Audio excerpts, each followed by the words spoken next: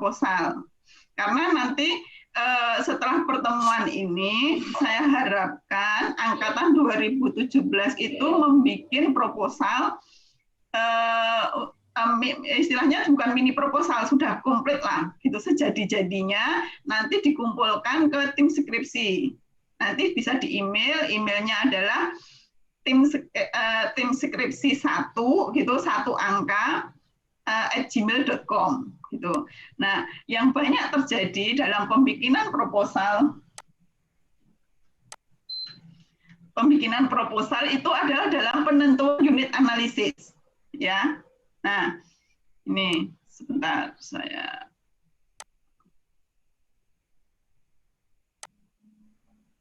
Nah, di unit analisisnya ini kadang-kadang masih bingung. Tidak bisa membedakan mana unit analisis dan lokasi penelitian. Sebenarnya di penelitian-penelitian geografi atau terutama taruhlah kalau bidang saya adalah penelitian tentang wilayah, unit analisisnya itu bisa berupa populasi, itu bisa juga berupa wilayah, bisa juga berupa kegiatan maupun kelembagaan. Nih, jadi yang namanya unit analisis itu seumpamanya kita dalam satu wilayah seperti ini kan gitu ya. Taruhlah ini wilayah dibagi-bagi, bisa taruhlah kalau ini wilayahnya kabupaten, berarti ini adalah kecamatan-kecamatan, di sini kan ada orang-orangnya. Orang-orang di sini. Ya. Nah, kita itu mau meneliti mana? Orang yang di sini ataukah wilayah yang di sini? Ataukah ada kegiatan-kegiatan yang di sini, baik kegiatannya itu bersifat kegiatan alam atau kegiatan budaya, maksudnya yang kegiatan yang di dalam wilayah sini, ataukah lembaga-lembaganya, tata nilai, kebijakan, rencana. Saya kalau ibaratkan gini, unit analisis itu ya, lebih gampang. Gitu ya. Di sini itu ada populasi. Populasi itu bisa penduduk, bisa rumah tangga, bisa kelompok, bisa individu.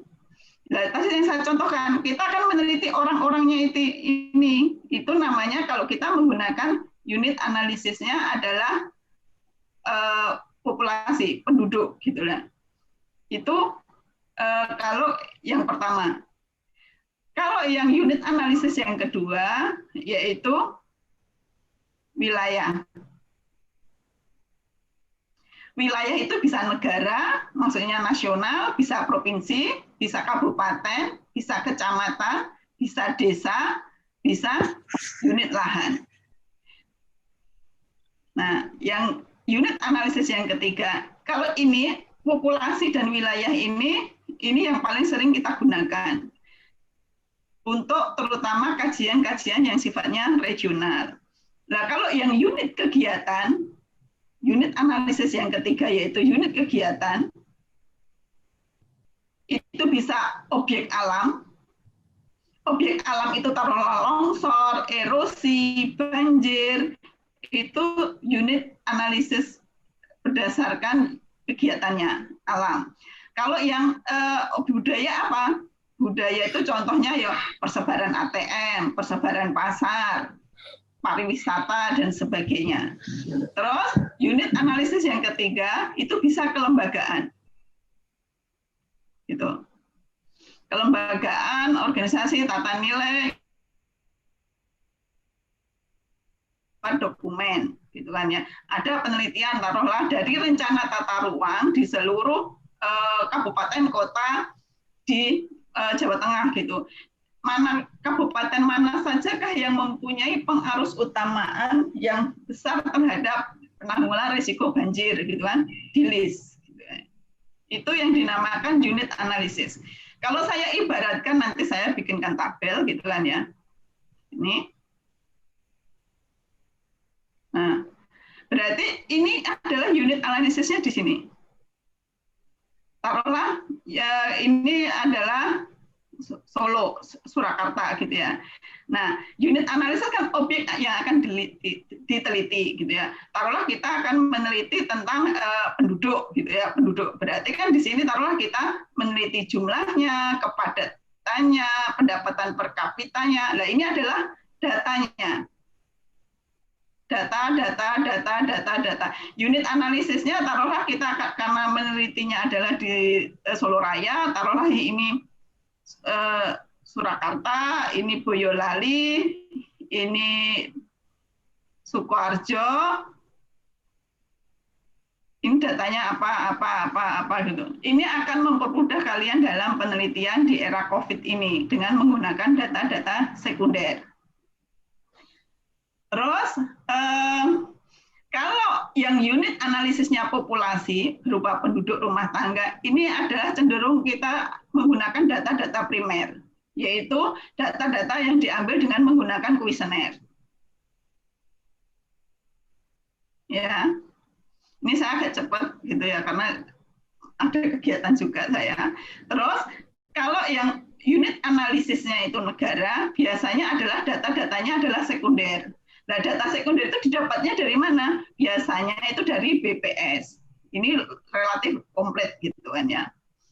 Kalau unit analisis kita itu adalah objek alam maupun objek budaya, biasanya ada hubungan antara observasi dan pengukuran. Bagaimana kita taruhlah mengukur debit air, bagaimana kita mengukur longsor dan sebagainya, itu adalah kalau kita meneliti dengan unit analisis kegiatan. Nah, kalau unit kelembagaan biasanya bersifat dengan dokumen. Kita mempelajari, meneliti dokumen-dokumen, membandingkan antara dokumen satu dengan yang lainnya, gitu ya. Jadi yang namanya unit analisis adalah objek yang akan diteliti, yang akan kita ambil datanya. Beda dengan lokasi, gitu ya. Seumpamanya kita ingin mengambil unit analisisnya Kota Solo, gitu ya. Nah, terus caranya gimana gitu loh? Kalau kita mau mengambil unit analisisnya Kota Solo, gitu ya. Kalau hanya satu tok gini, secara geografi kan tidak bisa, karena kita adalah sifatnya spasial, pemetaan. Dijadikan sebagai lokasinya. Kan penelitian geografi kan biasanya judulnya titik-titik-titik-titik di kota Surakarta. Nah, di Surakarta itu adalah lokasinya. Kita harus menentukan unit analisis kita yang akan kita teliti. Ya tadi, apakah kita akan mengambil unitnya populasi, apakah kita akan mengambil unitnya wilayah, apa kita akan mengambil unit kegiatan atau kelembagaan. Itu akan mempermudah kita. Bisa dipahami? Halo? Iya, Bu, bisa, Bu. Nah, jadi jangan sampai nanti gitu ya. Kalau ada ujian dalam baik di ujian proposal maupun ujian ujian skripsi ditanyain unit analisismu apa gitu ya. Tidak paham gitu loh. Nah, dari sini mumpung kalian baru mau tahap awal penyusunan skripsi, kalian harus firm apa yang dinamakan dengan unit analisis, yaitu objek yang akan kita kaji, objek yang akan kita ambil datanya. Ya tadi, taruhlah kalau kita mengambil unit analisisnya populasi, gitu kan ya. Taruhlah tingkat kesejahteraan. Berarti kan kita dengan kuesioner menanyakan jumlah anggota keluarganya, sebelum jumlah anggota keluarganya kan berarti umurnya berapa, tingkat pendidikannya apa. Nah, ini harus kita tahu, kalau harus kita ukur dengan data-data yang berdasarkan teori-teori yang ada gitu kan ya. Taruhlah tadi umurnya berapa, jenis kelaminnya berapa, jumlah anaknya berapa, pendapatannya berapa, pekerjaannya apa dan sebagainya. Nah, populasi tadi yang tadi saya sebutkan bisa rumah tangga gitu ya. Berarti dalam satu rumah tangga akan kita ambil satu responden, bisa juga dengan kelompok gitu kan ya. Taruhlah kelompok atau kelompok Darwis gitu, kelompok Darwis sadar wisata, ataukah kita akan meneliti individu. Nah, datanya apa gitu. Nah, cara pengambil datanya itu yaitu tadi dengan menggunakan kuesioner. Yang kedua yaitu unit analisis yang wilayah. Bisa negara, bisa provinsi, bisa kabupaten, bisa kecamatan, bisa desa, bisa unit lahan. Kalau unit wilayah, ini biasanya yang digunakan adalah data sekunder. Ya, teknik analisisnya biasanya bisa korelasi, regresi, dan sebagainya, tergantung tujuan penelitiannya. Nah, di unit taruh kita tadi bla bla bla bla bla meneliti di kota Surakarta. Surakarta ini adalah sebagai lokasi penelitian kita. Kita tentukan unit analisis kita apa? Kecamatan, apakah desa-desa di seluruh Surakarta gitu loh. Tergantung kalian tujuannya dan ketersediaan datanya. Taruhlah kalau kita unit analisisnya desa, berarti yang di sini adalah seluruh desa di kota Surakarta. Saya bikin tabel yang lebih bagus, gitu ya. Nah, di sini kita list. Taruh kita penelitian bla bla bla bla bla bla di kota Surakarta.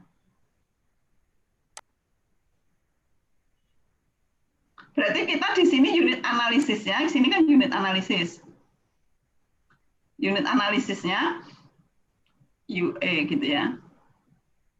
Itu berarti seluruh kalau kita pengen meneliti tentang desa-desa di seluruh Surakarta gitu. Bagaimana tingkat kekotaannya, taruhlah gitu. Berarti kita mengelis semua desa di Surakarta ini. Sampai sini. Taruhlah desa A. Kita lihat, taruhlah apa tuh cara mengukur tingkat kekotaan Surakarta, kota Solo, Surakarta. Taruhlah dari jumlah penduduknya. Jumlah penduduknya desa A berapa? Terus habis itu kepadatannya berapa? Lahan terbangunnya seperti apa? Sektor utamanya apa? Desa A. Terus fasilitas kekotaannya, indeks sentralitasnya seperti apa? Nah, ini desa A. Terus nanti kita teliti juga desa B. Terus kita teliti juga desa C. Desa D sampai terakhir. Itu berarti kita meneliti tingkat kekotaan Surakarta dengan unit analisisnya desa. Datanya kita tentukan untuk menentukan tingkat kekotaannya itu seperti apa. Itu berdasarkan dengan jurnal yang ada dan teori-teori yang ada. Contohnya ini, unit kegiatan gitu ya. Kita akan meneliti longsor gitu kan ya. Ya udah, longsor itu parameternya apa? Ini berarti kan biasanya kan di fungsi wilayah, berarti dari taruhlah unit lahan 1, unit lahan 2, unit lahan 3, unit lahan 4, unit analisisnya, unit lahan istilahnya ini satuan lahannya. Ini data variabel yang akan kita ambil di masing-masing unit lahan B, unit lahan C, unit lahan D, dan sebagainya. Yang saya contohkan tadi juga, taruhlah ini, kita ingin meneliti rencana tata ruang yang pro terhadap pengurangan risiko banjir. Contohnya gini, yang keempat ini yang D. Berarti taruhlah kita ingin membandingkan rencana tata ruang di seluruh kota, kan tata ruang itu paling rendah adalah di tingkat kabupaten. Taruhlah kita ingin meneliti di Solo Raya. Taruhlah di kota Surakarta. Berarti taruhlah ini di Solo Raya di sini, di Solo Raya. Unit analisisnya adalah kabupaten. Berarti ini kota Surakarta sampai 7 kabupaten. Di dokumen rencana tata ruangnya itu, pengaruh utamaannya itu seperti apa? Kita menggunakan variabel yang ada di dalam penelitian. Itu sekilas tentang unit analisis yang saya amati banyak yang miss tentang unit analisis dan lokasi penelitian. Jadi nanti saya harapkan, halo, saya harapkan setelah pertemuan ini kalian dalam menyusun proposal penelitian itu sudah firm. Saya akan meneliti lokasinya di mana, unit analisisnya apa, gitu ya. Apakah unit analisisnya itu penduduk, apakah wilayah, apakah kegiatan atau kelembagaan, gitu ya. Terus kalau populasi, data yang saya butuhkan apa, gitu kan? Baik populasi wilayah unit ini, datanya yang kita butuhkan apa, bla bla bla bla bla bla gitu, untuk menjawab tujuan-tujuan yang sudah kita tentukan. Nah, ini dari unit analisis. Terus sekarang stop. Nah, ini tadi sekali lagi saya menerangkan tentang penelitian-penelitian yang menggunakan data sekunder bersifat kuantitatif, gitu kan ya. Nah, data secara sekunder berdasarkan tipe data yang akan kita input apabila kita penelitian itu bersifat pengolahan data sekunder, datanya itu ada 3. Bisa time series, bisa cross section data, maupun data panel. Kalau data yang tim series, yaitu dari tahun, taruhlah kita meneliti tingkat perkembangan wilayah tahun 2015 sampai 2020. Ini satu lokasi, taruhlah lokasi Kota Surakarta. Lokasinya satu, tapi kita meneliti dinamikanya, transformasinya, yaitu dengan menggunakan data series ini. Jadi kita ingin membandingkan tingkat perkembangan wilayah tahun 2015, 2016, 17, 18, 19, 20. Ini berarti kita yang akan kita input berarti adalah data tim series. Kalau data penelitian kita menggunakan cross section adalah ciri-cirinya apabila unit analisisnya itu seperti ini. Dengan tahun yang sama, taruhlah tahun 2020 gitu ya. Kita membandingkan antara data tahun 2020 untuk Kabupaten A, Kabupaten B, Kabupaten C, Kabupaten D. Itu namanya adalah cross section data. Kita membandingkan data antar region. Kalau ini tadi kan dalam region wilayah yang sama, hanya waktunya yang berbeda kalau tim series. Kalau cross section, kita adalah membandingkan dengan menggunakan region yang berbeda tahun yang sama. Bisa juga kita menggunakan 2 tahun, T0 dengan T1, taruhlah 2015 dan 2020. Berarti di tahun 2015 kita cari datanya, taruh perkembangan wilayah gitu, atau penanggulangan risiko banjir untuk wilayah A, B, C, D, F, G, A, B, C, D, E, F. Itu tahun 2020 juga kita cari. Ini. Untuk kabupaten A, B, C, D, kalau kita menggunakan unit analisisnya kabupaten. Kalau kita menggunakan unit analisisnya kecamatan juga bisa, kecamatan A, B, C, D, E, F, G, gitu. Input data yang ketiga yaitu yang dinamakan dengan data panel, yaitu kita menggabungkan beberapa wilayah dan beberapa tahun yang berbeda. Contohnya ini, kita meneliti 3 kabupaten, Kabupaten A, B, C, A, B, C. Dari tahun 2017 sampai 2020. Berarti Kabupaten A ini kita cari datanya dari 2017 sampai 2020, Kabupaten B kita cari datanya dari 2017 sampai 2020, begitu dengan C. Tergantung kita, ruang lingkupnya mau seberapa luas, gitu kan ya. Bisa ruang lingkupnya nasional, bisa provinsi, bisa karisidenan, bisa wilayah pengembangan dan sebagainya, tergantung kita. Tuh.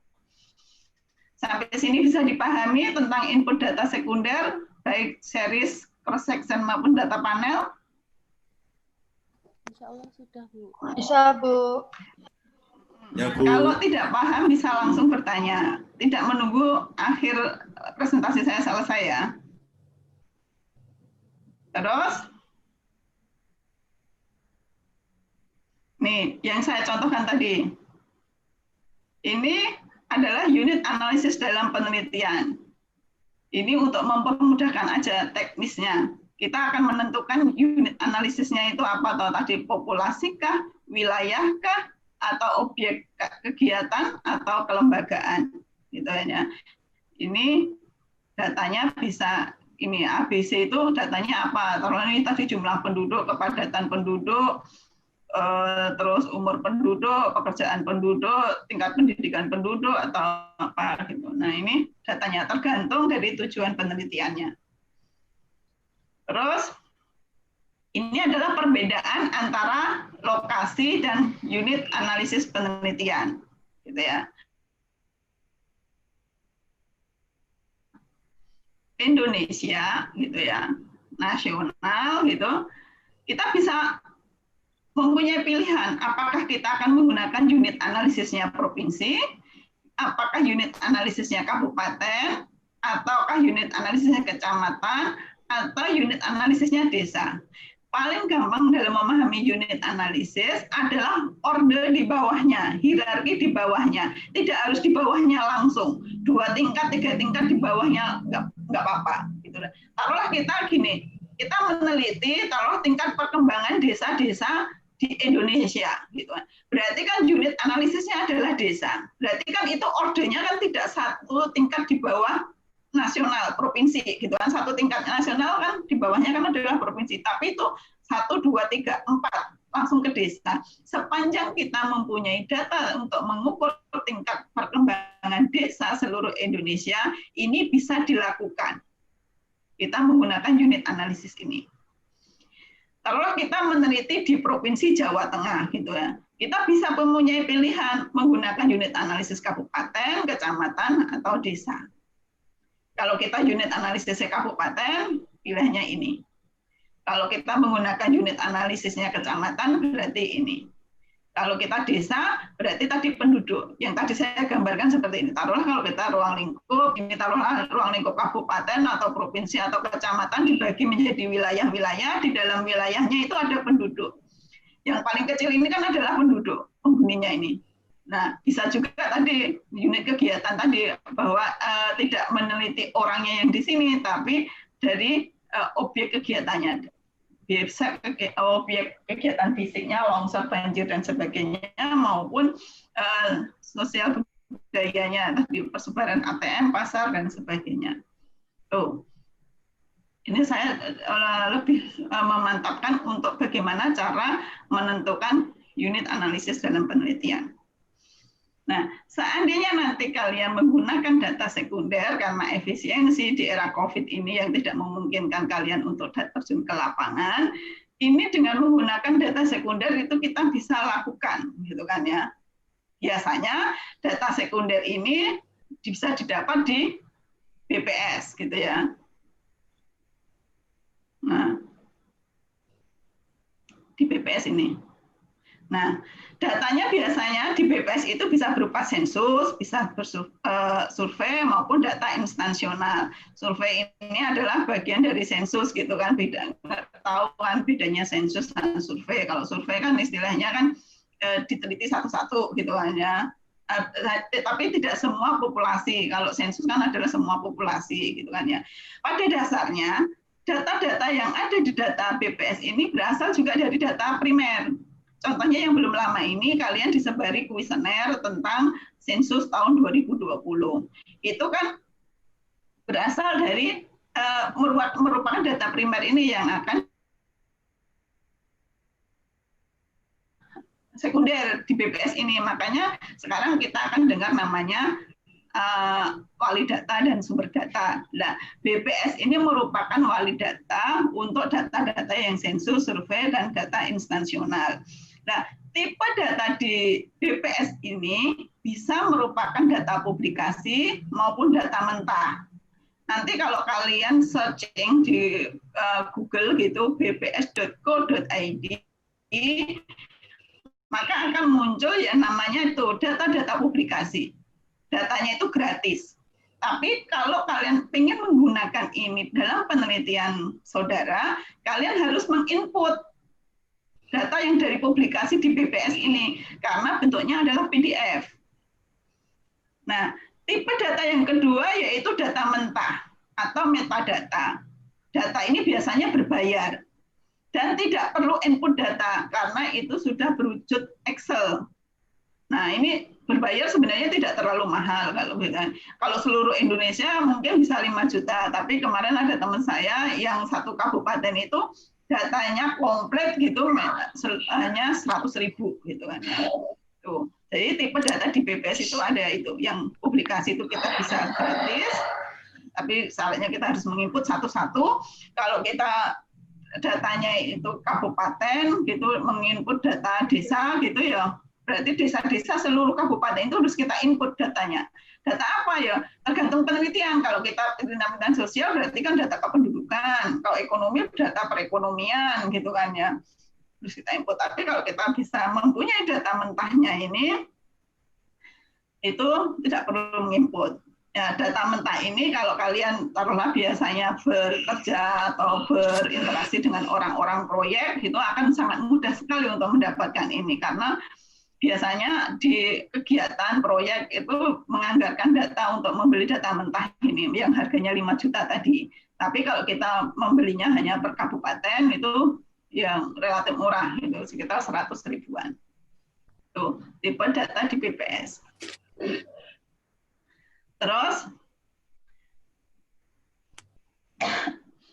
setelah kita tahu data yang kita ambil, yang kita inputkan, pengolahannya biasanya penelitian-penelitian yang bersifat kuantitatif, jadi yang saya ceritakan di sini adalah penelitian yang kuantitatif, gitu, adalah teknik pengolahan data sekunder itu biasanya berupa formula matematik, gitu, bisa grafis, bisa menghitung pertumbuhan, bisa rata-rata, modus, median, dan sebagainya, bisa dan statistik. Ini biasanya kuantitatif cirinya ini ada statistiknya. Bagaimana kita mendeskripsikan, mengkomparisikan, mengasosiasikan, dan yang terakhir kita sebagai seorang geograf yaitu melakukan pemetaan, yaitu dengan menggunakan unit analisis tadi, gitu ya. Berarti kalau unit analisisnya desa, berarti desa-desa ini adalah teknik pengolahan data sekunder bisa berupa 3 ini. Formula matematis, statistis, dan spasial atau pemetaan. Sekarang saya ingin menceritakan apa perbedaannya antara penelitian menggunakan data-data sekunder dan data-data primer. Contohnya ini. Seumpamanya kita mempunyai langkah-langkah penelitian seperti ini. Taruhlah ini 8 langkah lah. Ini kan baru hasil analisis. Yang terakhir taruhlah di penulisan, gitu ya. Kalau di data primer, taruhlah kita yang pertama itu kalau kita ingin penelitian-penelitian yang menggunakan data primer, otomatis langkah pertama yaitu kita menggunakan yang akan kita lakukan yaitu adalah pembuatan proposal. Di proposal kita tahu harus ada pendahuluan, harus ada variabel, data, metode, dan sebagainya, gitu kan ya. Itu tidak perlu saya bahas karena kalian MPG-nya kan sudah lulus semua, gitu kan ya, dari latar belakang, penetapan tujuan, metode, teknik analisis, dan sebagainya. Setelah kita membuat proposal, ini kan kita merancang instrumen. Yang kedua, kalau kita akan menggunakan data kuesioner primer ini, yaitu membuat kuesioner. Ya, nanti jadi setelah proposal ini di ACC sama Bapak Ibu dosen pembimbing, gitu ya, kita membuat kuesioner. Ya. Nah, itu kan satu pekerjaan tersendiri. Setelah kuesionernya ini selesai di ACC sama dosen pembimbing bahwa ini dapat menjawab data-data yang menjadi tujuan penelitian saudara. Habis itu terus kita setelah kuesioner jadi, kita melakukan pengambilan data ke lapangan. Ya. Setelah data terkumpul ke lapangan, taruhlah sebulan, 2 bulan dengan 100 kuesioner atau 200 kuesioner, dari data-data yang kita ambil itu, kita lakukan coding, gitu kan ya. Taruhlah pendapatan penduduk, gitu ya. Kita coding, kan itu biasanya di kuesioner kan, taruhlah pendapatan kurang dari 1 juta, 1 juta sampai 2 juta, 2 juta sampai 3 juta. di atas 5 juta gitu kan ya. Itu kita coding. Taruhlah yang kurang dari 1 juta 1, 2 1 juta sampai 2 juta, 3 taruhlah 3 juta sampai 4 juta. Nah, kita coding. Setelah kita coding semua, kita input di Excel. Bisa di Excel, bisa di SPSS, atau program yang lain. Tergantung kalian akan menggunakan apa di statistiknya itu. Regresi kah, linear kah, atau apa. Kan tadi pengolahan data itu kan biasanya bisa rumusan matematika, yang kedua yaitu statistik, yang ketiga adalah pemetaan atau spasialnya, karena kita seorang geograf. Setelah kita input data, kita melakukan pengolahan data, analisis yang tadi. Terus baru kita melakukan penulisan yang ke-8, penulisan skripsi. Berarti kalian akan melakukan 8 tahap, 1, 2, 3, 4, 5, 6, 7. Kalau kalian menggunakan data primer. Nah, sekarang kan COVID gitu lah. Nah, untuk ke lapangan pengambilan data ini, kalau kalian merasa aman, tidak masalah gitu kan ya. Datanya itu bisa kalian ambil gitu dan tidak ada risiko yang besar. Ya. Nah, di tengah COVID ini itu ada sebenarnya penelitian yang tadi sudah saya jelaskan dengan menggunakan data sekunder dan ini sah, bisa gitu lah. Bisa diolah dan bisa dipertanggungjawabkan secara ilmiah. Yaitu apabila kita menggunakan data sekunder. Data sekunder langkah pertama sama, otomatis kalau kita mau bikin penelitian, yaitu kita membuat proposal penelitian, gitu ya. Nah, setelah proposal penelitian ini kita jadi di ACC, gitu ya. Kalau kita menggunakan data sekunder, gitu ya, dan kita sudah tahu firm bahwa penelitian ini data sekundernya ada. Langkah kedua, ketiga, keempat, kelima yaitu merancang instrumen, pengambilan data ke lapangan, coding, input data, ini sudah tidak perlu lagi dilakukan gitu. Bisa langsung pengolahan data dan analisis data lanjut ke penulisan. Tidak melakukan input data apabila kita mempunyai metadatanya, yaitu data yang sudah berwujud Excel. Gitu kan ya, kan kalau Excel dirubah ke SPSS kan sangat gampang gitu kan ya. Nah ini tidak perlu, tapi kalau kalian menggunakan data publikasi yang dari BPS itu masih melakukan yang tahap kelima ini, input data, karena datanya tadi berupa PDF. Nah ini langsung bisa dilakukan pengolahan data, analisis data, hasil analisis baru dilakukan penulisan. Kadang-kadang ada di proposalnya itu belum firm, belum ACC, tapi kita sudah bisa memprediksikan, membayangkan apa yang akan dihasilkan dalam penelitian kita. Kita bisa input duluan datanya itu. Nah, datanya itu kan tadi bisa dari BPS, kan data sekunder biasanya dari BPS karena itu cukup komplit gitu kan ya. Datanya kan tadi bisa yang data publikasi maupun data mentah. Kalau mentah berarti kita harus bisa langsung ke pengolahan, analisis dan penulisan. Tapi kalau kita data publikasi kita harus ke input data. Ini adalah kelebihan dari penggunaan data sekunder dibandingkan dengan data primer. Nah, tapi di sini kalau di penggunaan data primer ini plusnya itu kita akan mempunyai banyak pengalaman. Karena kita melakukan 1, 2, 3, 4, 5, 6, 7 gitu ya. Pengalaman lebih banyak. Kalau orangnya tangguh, pinter, maksudnya istilahnya semangat, ini mungkin tidak bagus gitu ya. Tapi kalau istilahnya semangatnya kurang dan sebagainya, nah itu yang sebenarnya ini akan menjadi solusi gitu loh, data yang sekunder ini.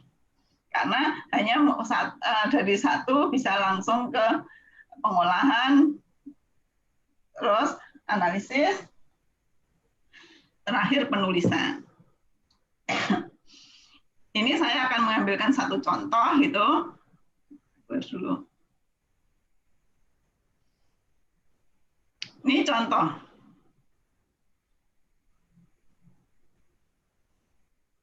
Contoh penelitian kita akan taruhlah seumpama gitu ya.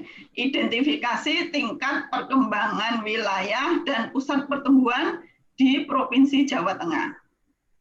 Nah, kita menggunakan unit analisis 7 kabupaten kota, gitu kan. Berarti kan kabupaten seluruh provinsi di DIY ini kita list, gitu ya. Ada 35, gitu ya. Nah, ada 35.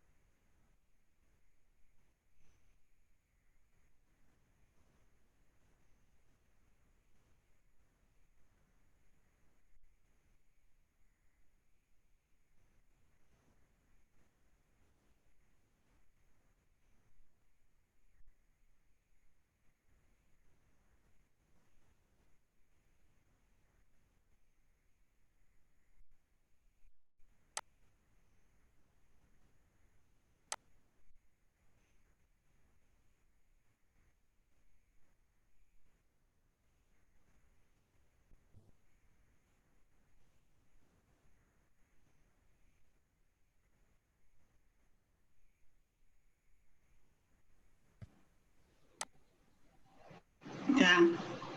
Halo. Halo. Ya, Bu. Halo Bu. Ya. Oke, Bu. Baterai saya ternyata habis. Tinggal dikit ya. Saya juga ada kegiatan sebenarnya jam 10 ntar. Saya tadi di mana. Oh ya, enggak apa-apa Bu, enggak apa-apa. Ya. Oke. Tim skripsi tahun 2017 penelitian geografi.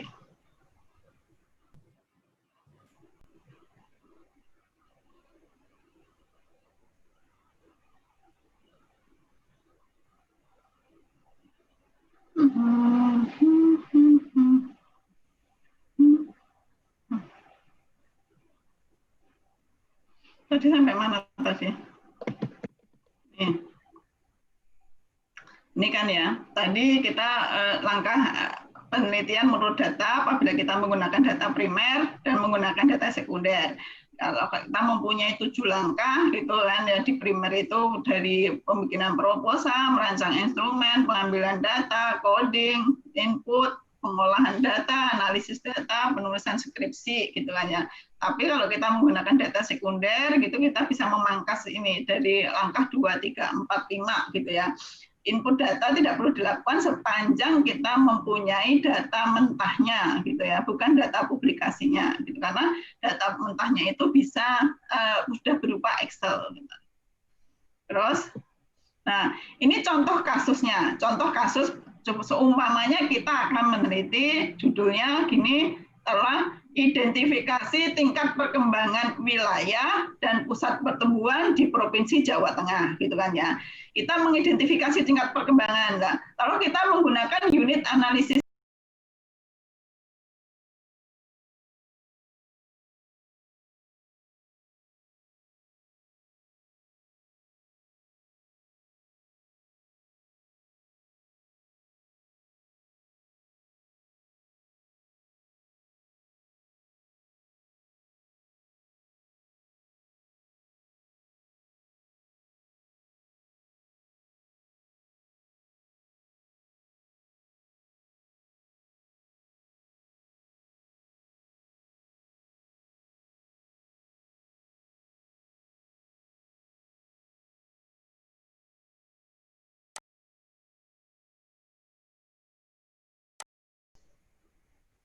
kita cari gitu kan ya. Nah, carinya itu dari mana? Kita untuk menentukan variabel tingkat perkembangan dan pusat pertumbuhan, kita baca jurnal, kita baca literatur gitu kan ya.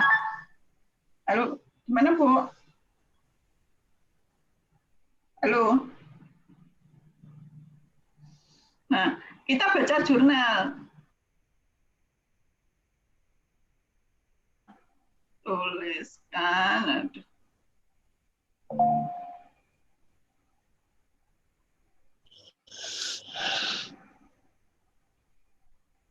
Nih, ini adalah kalau kita mengidentifikasi tadi apa yang menjadi variabel atau data dari perkembangan wilayah dan pusat pertumbuhan. Taruh kita melihat dari ekonominya, sosialnya, infrastrukturnya untuk tingkat perkembangan wilayah di Jawa Tengah gitu kan ya. Terus tingkat ekonominya itu dilihat dari apa? Dari keuangannya, dari ketenaga kerjaannya. Dari sosial apa? Dari pendudukan, dari pendidikan, dari kesehatan. Gitu kan. Infrastruktur, pendidikan, kesehatan, dan sebagainya. Ini kalau untuk yang tingkat perkembangan. Pertumbuhan wilayah, datanya apa saja? Kita dalam menentukan pendidikan, kesehatan, sosial, ekonomi, industri, infrastruktur, jelas tadi dari jurnal yang kita baca. Sebenarnya indikator untuk mengukur pusat pertumbuhan itu apa saja toh kita baca-baca. Nah, baru kita tetapkan pendidikannya itu berarti ini aja. Datanya yang akan kita ambil adalah jumlah TK, jumlah ini SD dan sebagainya. Ini contohnya.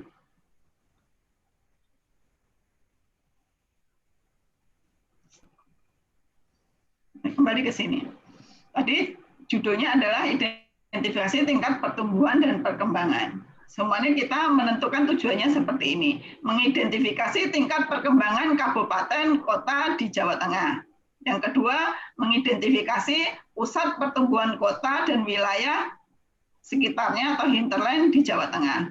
Terus yang ketiga, menganalisis hubungan tingkat perkembangan wilayah dengan potensi pusat pertumbuhan di wilayah. Jadi tujuan. Nah, ini juga yang banyak salah gitu. Antara tujuan 1, 2, 3 itu harus ada keterkaitan. Jangan lepas-lepas sendiri. Tujuan 1 kemana, 2 kemana, 3 kemana, tidak mengerucut. Kalau ini tadi karena mengidentifikasi tingkat perkembangan dan pusat pertumbuhan, berarti pertama itu adalah ini, kedua ini, nah ketiga untuk menghubungkan ini dengan tujuan 1, tujuan 2, berarti kita menganalisis hubungan tingkat perkembangan dengan potensi pengembangan wilayah. Nih, contohnya. Nah, metode yang kita gunakan bisa karena kita data sekunder, deskriptif, kuantitatif, teknik analisisnya data itu bisa scoring, bisa skalogram, bisa indeks sentralitas, indeks gravitasi, korelasi. Nah, contohnya tadi tingkat perkembangan wilayah, variabelnya tadi kan di tabel tadi ekonomi itu bisa keuangan, tenaga kerjaan, sosial, infrastruktur, lingkungan, TIK, bahwa yang mempengaruhi tingkat perkembangan wilayah itu ada 5 parameter. Nah, ini nanti dalam menarik variabel ini harus disebutkan di daftar pustakanya bahwa ada ahli yang menetapkan bahwa tingkat perkembangan wilayah itu bisa diukur dengan ini. Nah, tadi yang di tabel tadi, ekonomi kan bisa di breakdown lagi, di diagregasi gitu kan ya. Ini bisa menjadi 62 variabel.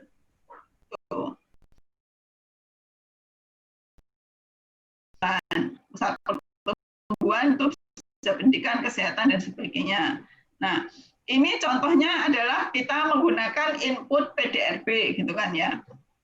Dengan kita mengetahui data PDRB, baik PDRB provinsi, kabupaten, pulau, dan sebagainya, kita bisa banyak melakukan melakukan penelitian. Kita bisa terinspirasi banyak judul penelitian, tema penelitian, topik penelitian. Contohnya gitu, kita pengen mengidentifikasi taruhlah potensi tingkat perkembangan wilayah. Kita dari data PDRB dengan input ini, gitu ya, dengan input data ini, dengan menggunakan alat analisis tipologi klasen ini, kita bisa mengetahui tingkat potensi perkembangan wilayah. Kita tidak perlu ke lapangan, gitu, datanya bisa di-download, gitu ya. Dengan PDRB ini kita bisa menganalisis taruhlah sektor basis atau sektor unggulan di suatu wilayah. Gitu ya. Apa alatnya? Yaitu dengan menggunakan LQ. Bisa LQ, bisa shift share, gitu ya. Bisa juga seberapa besar toh investasi di suatu wilayah, kita bisa menggunakan ICOR. Nah, baik kita tipologi klasen, LQ, shift share, ICOR, Williamson, entropi, gravitasi, ini input datanya bisa hanya menggunakan ini, data PDRB. Kalau kita ingin mengetahui tingkat ketimpangan wilayah Solo Raya, kita bisa dari data PDRB dengan menggunakan rumus indeks Williamson, kita akan tahu ketimpangan di wilayah Surakarta itu seberapa besar toh. Kalau nilainya indeks Williamson itu sama dengan 1, berarti sangat timpang antara kabupaten kota di Solo Raya. Tapi kalau mendekati 0, berarti tingkat ketimpangannya itu relatif tidak ada, seimbang gitu ya. Ketimpangan juga bisa dilihat, saya nggak mau menggunakan alat analisis untuk menguji ketimpangan dengan menggunakan indeks Williamson. Kita bisa menggunakan entropi til, gitu kan ya. Karena selain kita melihat ketimpangan antar kabupaten kota, juga sampai ke tingkat kecamatannya. Nah, itu datanya hanya ini aja, PDRB aja gitu. Nah, kalau kita ingin mengetahui potensi daya tarik, kita gunakan aja rumus gravitasi. Gravitasi masukkan data yang di PDRB akan ketemu potensi wilayah masing-masing yang akan kita teliti. Itu secara singkat, semoga aja menginspirasi gitu untuk langkah selanjutnya angkatan 2017 ini untuk bikin proposal gitu ya di tengah pandemi ini gitu kan ya. Nah, ini adalah contoh di situsnya. Bagaimana menghapus ini? Kalau kalian akan meneliti tentang browsing bps.co.id, munculnya yang pertama ini. Ini standar. Kalian mau membuka bps.co.id itu tingkat nasional, tingkat provinsi, tingkat kabupaten, tampilannya itu seragam seperti ini. Nah, datanya gitu ya.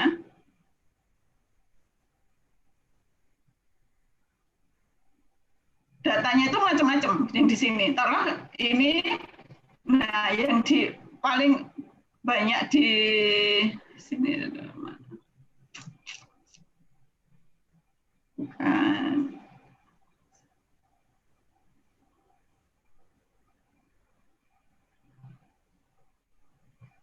Nah, di publikasi ini nanti kalian akan mencari apa? Data PDRB, data peternakan, data pertanian, data penduduk dan sebagainya.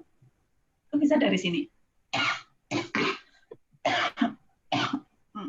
Ya, ini nanti bisa kalian lihat sendiri. Nah, langkahnya dari publikasi, pilih tahun, penelitian, kata kuncinya apa gitu. Bisa diunduh langsung. Itu mungkin sharing sedikit dari saya bagaimana kita bisa melakukan penelitian di era pandemi ini, yaitu dengan menggunakan data sekunder yang saya biasa lakukan gitu kan ya. Nah, untuk selanjutnya yaitu tugas kalian, karena sudah selesai teori, nanti kalian menyusun skripsi gitu. Tidak harus yang saya sampaikan kalian harus menggunakan data sekunder, itu hanya salah satu contohnya gitu kan ya. Di era pandemi ini gitu, kalian nanti bisa, tapi dengan data-data yang lain, baik data primer maupun menggunakan tadi dokumentasi dan sebagainya bisa. Nah, tugas kalian yaitu membuat proposal. Nanti paling lambat akhir bulan depan, November akhir, ya kan ini saya kasih waktu 1 bulan, ini kan tanggal 25. Nanti sekitar tanggal 25, kan kita semester ini kan tinggal 1,5 bulan. Nah, di akhir semester ini saya harapkan angkatan 2017 sudah bikin dikirim di emailnya tim skripsi 1 tadi, tim skripsi tulisan biasa kecil-kecil semua, tim skripsi angka 1@gmail.com, dikirim ke sana. Saya kasih waktu sampai akhir November. Tapi kalau dari kalian itu ada yang sudah selesai mengerjakan skripsinya, bisa langsung dikirim. Nanti segera akan kita jadwalkan untuk ujian Semprov. Nah, saya sekalian untuk mendapatkan dosen pembimbing sama pembimbing 1 dan pembimbing 2. Dari sini bisa ada pertanyaan?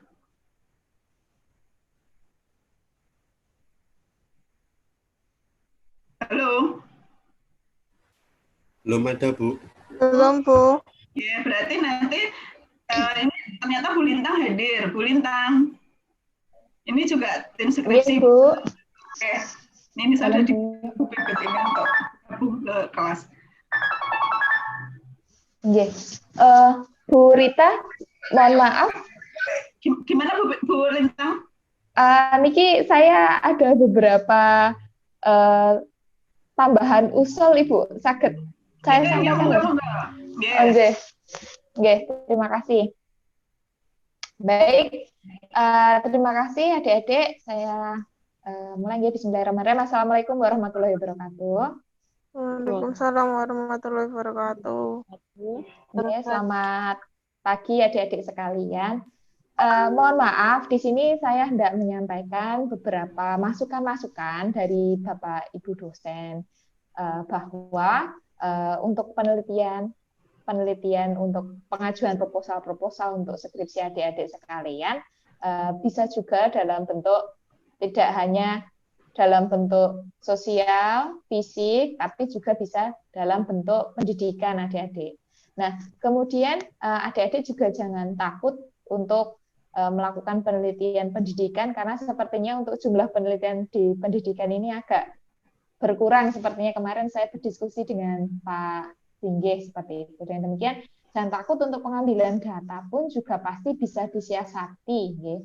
Dalam artian, dalam pengujian proposal ini nanti, silahkan bisa adik-adik desain, ya, baik pendidikan, sosial maupun fisik, bisa didesain dengan cara disesuaikan dengan media-media yang telah bisa dimanfaatkan seperti itu. Mungkin dalam evaluasinya, penyebaran angketnya, bisa juga menggunakan aplikasi-aplikasi seperti Google Classroom, seperti Google Form, seperti itu. Kalau misalkan harus praktek sekolahan untuk yang pendidikan, adik-adik bisa mengaplikasikan media-media pembelajaran seperti Google Classroom kalau biasanya di sekolah, atau bisa juga dengan memperkenalkan kepada media yang lainnya seperti media Edmodo, memperkenalkan ujian dengan menggunakan kuisis, seperti itu kan bisa. Nah, jadi mohon adik-adik walaupun kita sedang berada dalam masa pandemi COVID-19 ini, jangan sampai kita terus kendur. Carilah istilahnya mencari solusi-solusi yang lain untuk menghadapi pandemi ini, seperti itu. Jadi untuk pendidikan, monggo silahkan yang berminat nanti bisa dibimbing oleh Pak Singgih, seperti itu. Kalau saya masih belum, mungkin saya bisa menjadi untuk penilai medianya, mungkin membantu media pembelajarannya bisa. Seperti itu. Gitu nggak adik-adik yang dapat saya sampaikan. Pokoknya jangan patah semangat walaupun dengan pandemi, justru ini adalah kesempatan kita untuk mencari inovasi-inovasi baru. Misalkan, wah ini harusnya saya harus di lapangan, tapi ini saya nggak bisa di lapangan. Ya sudah, kita cari alternatif yang lain. Mungkin kita bisa istilahnya menggunakan Google Form. Nah, kemudian nanti uji validitasnya seperti apa lah, itu nanti kita mencari iya caranya uji validitas dari hasil pengumpulan Google Form ini seperti apa agar valid. Nah, itu merupakan tantangan, dan jangan sampai adik-adik karena pandemi ini terus akhirnya kendur dan akhirnya bingung mencari judul dan menyusun proposal. Begitu adik-adik. Mungkin adik-adik yang lainnya bisa share informasi atau sharing-sharing yang lainnya, atau ada yang ingin ditanyakan, monggo silahkan.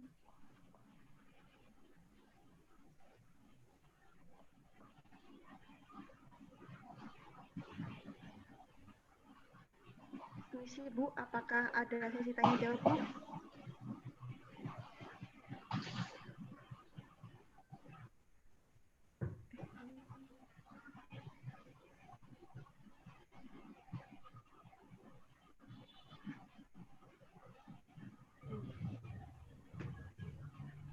Ini suaranya hilang dong, jadinya ngomong.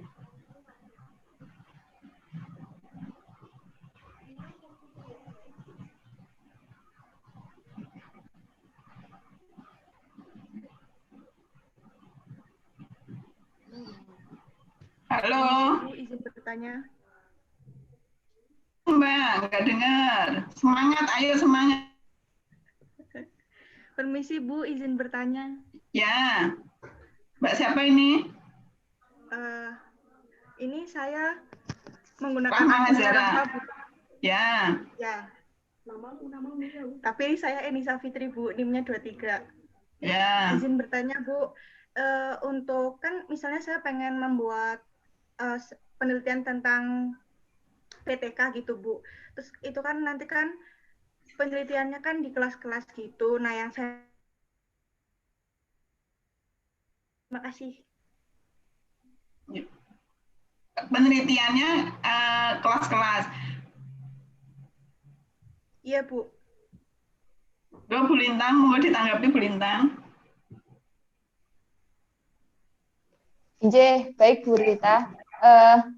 Jadi kalau misalkan kan nanti kan ada penyesuaian ya Mbak, untuk yang sosial maupun fisik itu kan ada unit analisisnya. Nah, berarti untuk yang pendidikan apabila itu menggunakan dalam artian itu nanti kan berarti unit analisisnya kan kita kan dalam satu sekolahan nggih. Atau kalau misalkan membandingkan antar dua sekolah dengan menggunakan metode yang kemudian metode tersebut diterapkan di dalam beberapa sekolah. Nah, itu kita juga wajib mencantumkan penelitian tersebut berada pada atau dilaksanakan pada sekolah ini dengan respondennya kan berarti kan siswa. Nah, siswa tersebut nanti untuk penentuan respondennya nanti dijelaskan menggunakan atau menggunakan teknik sampling apa, atau menggunakan proposif atau seperti apa lah, itu yang penting jelas diuraikan di situ gitu. Jadi dalam artian boleh menggunakan dalam artian unit analisisnya itu nanti bukan unit analisis ya Bu Rita, berarti menggunakannya di sekolah ya Bu. Sekolah, kemudian untuk respondennya itu bisa berupa siswa dengan kriteria-kriteria tertentu apabila menggunakan teknik sampling bertujuan atau bisa menggunakan teknik sampling yang lainnya. Jadi disesuaikan saja Mbak. Untuk yang di pendidikan seperti itu. Pakatan. Atau mungkin ada masukan dari yang lainnya, monggo bisa sharing di sini. Saya sedikit menambahi untuk Mbak Rahma. Tadi siapa namanya? Bukan Mbak Rahma, siapa? Enisa, Bu. Nisa. Kan unit analisis kan berarti objek kamu teliti kan siswanya. Di sekolah apa itu kan menjadi lokasimu. Nah, unit analisismu berarti kan siswa tadi. Kan tadi kan unit analisis itu bisa berupa populasi itu bisa penduduk, bisa rumah tangga, bisa individu, berarti kan itu individu siswa. Nah, lokasimu di sekolah itu lah. Data apa yang akan kamu teliti di masing-masing unit analisismu di siswa itu kamu pengen mengetahui apa? Taruh pengen mengetahui tentang motivasi belajar atau minat belajar. Nah, untuk mengetahui motivasi siswa belajar itu kan kamu harus mencari data apa? Tingkat kehadiran, taruhlah gitu. Tingkat apalagi tingkat bertanya, apa tingkat apa gitu kan, itu menjadi datamu yang harus muncul di kuesioner itu. Itu tambahan dari saya. Jadi cara penerapan unit analisis yang saya terangkan tadi, kalau di pendidikan itu seperti itu. Artinya unit analisis itu objek yang akan kamu teliti. Kalau di sekolah itu menjadi lokasi penelitianmu. Nah, menggunakan adalah data cross section dalam tahun yang sama. Tapi kalau kamu meneliti tahun yang berbeda dengan sekolahan juga berbeda, taruh tadi tahun 2005, 2015, 16, 17, 18 sekolahan ABCD seluruh Solo, berarti kamu menggunakan input data panel. Tuh. Bisa dipahami, Mbak? Bu, terima kasih banyak, Bu. Ya, sama-sama. Ada lagi pertanyaan sebelum saya akhiri, dan itu tadi tugasnya untuk membuat proposal.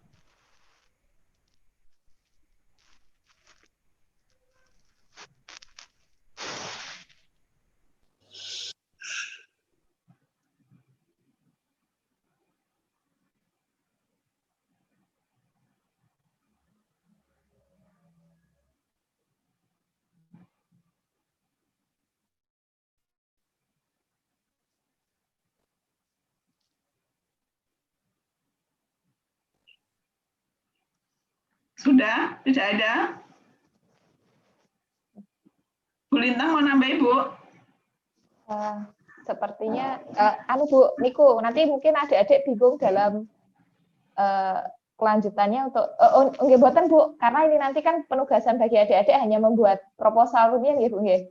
Iya, ini akhir dari, maksudnya goal dari kegiatan ini kan nanti membuat proposal yang dikirim ke emailnya tim skripsi angka 1@gmail.com. Setelah nanti terkumpul di akhir bulan, itu nanti kita dari tim skripsi akan menseleksi kira-kira dari judul atau proposal yang dibikin oleh adik-adik ini, kira-kira tepat untuk dibimbing Bapak Ibu siapa gitu. Oke, siap Bu. Oke. Dan nanti kan pembimbingannya kan bisa juga melalui seperti virtual conference seperti ini ya Bu, bisa Zoom, bisa kan selama ini gitu. Pembimbingan untuk sementara kita tidak tahu ini pandemi akan berakhir kapan gitu. Selama pandemi ini kemungkinan besar konsultasi, terus konsultasi bimbingan dan sebagainya, seminar proposal, sampai ujian skripsi kita lakukan secara online. Oke. Baik, Berita, mantap. Oke. Terus Pak Gentur, apakah bergabung Pak Gentur? Saya belum melihat Pak Gentur. Sebenarnya tadi Pak Gentur juga saya minta tolong untuk menerangkan, untuk menginspirasi adik-adik ini untuk penelitian-penelitian yang bersifat fisik gitu kan ya, sama pendidikan, karena beliau kan juga S2-nya kan juga MPD gitu lah. Itu ternyata beliaunya tidak hadir, diwakili sama Bu Lintang. Terima kasih Bu Lintang gitu. Jadi sebenarnya objek kita FKIP gitu.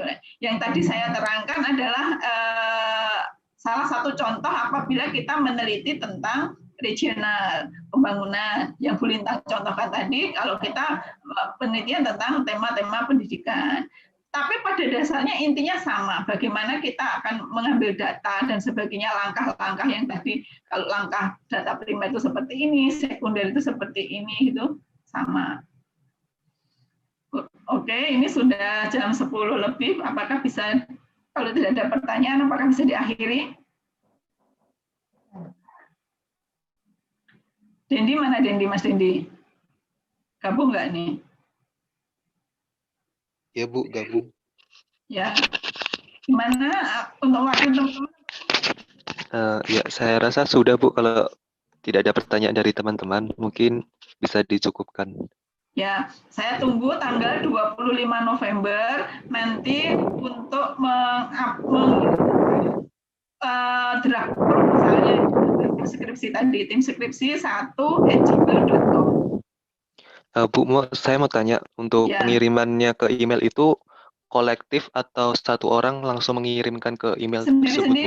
Sendiri-sendiri. Semakin cepat dikirim, tidak sampai tanggal 25 nanti langsung kita bikinkan jadwalnya untuk alokasi dosen pembimbing. Ya, baik Bu. Jadi itu batas akhirnya.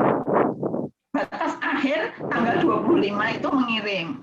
Dan nanti sebelum tanggal 25 ini ada yang mengirimkan, nanti langsung kita proses, tim skripsi akan diproses untuk pengalokasian pembimbing 1, pembimbing 2. Ya, baik Bu. Terima kasih. Ya, itu. Sudah? Tidak ada? Saya cukupkan ya. Ya Bu. Oke, assalamualaikum. Terima kasih atas partisipasinya Bapak Ibu. Terima kasih Bu Lintang yang sudah bergabung. Gitu. Mohon maaf apabila dalam penyampaian tadi banyak salah kata. Wabillahi taufiq wal hidayah. Wassalamualaikum warahmatullahi wabarakatuh. Waalaikumsalam warahmatullahi wabarakatuh. Terima kasih Bu. Terima kasih Bu Rita, terima kasih Bu Lintang. Ya. Banyak. Waalaikumsalam warahmatullahi wabarakatuh. Ya.